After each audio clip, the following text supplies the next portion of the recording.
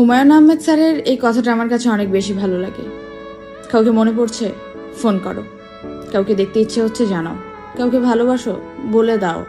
সময় নিও না। আগামী 5 মিনিট বেঁচে থাকবে কিনা তার কোনো গ্যারান্টি নেই। অপূর্ণতা নিয়ে পৃথিবী ছাড়তে নেই। কিন্তু স্যার হয়তো জানেন না, কিছু কিছু মানুষ তার ব্যবহার, তার কার্যকলাপের মধ্য দিয়ে এমন একটা গণ্ডি তৈরি করে ফেলেছে, তাদেরকে ফোন দিতে আর ইচ্ছে করে না।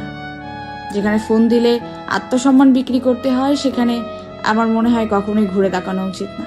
স্যার হয়তো জানেন না, কিছু কিছু মানুষ আমাদের ফোন কলে বিরক্ত, কিংবা কিছু কিছু মানুষ এমন কিছু ঘটিয়ে ফেলেছে লাইফে, তাদের ফোন কলে আজ আমরা বিরক্ত।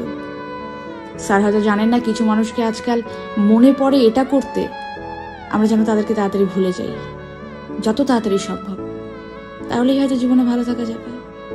স্যার হয়তো জানেন না, বা কখনো বুঝতে পারেননি, হয়তোবা তিনিও অপূর্ণতা নিয়েই জীবন ত্যাগ করেছেন। প্রতিটা মানুষকে আসলে অপূর্ণতা নিয়েই জীবন ত্যাগ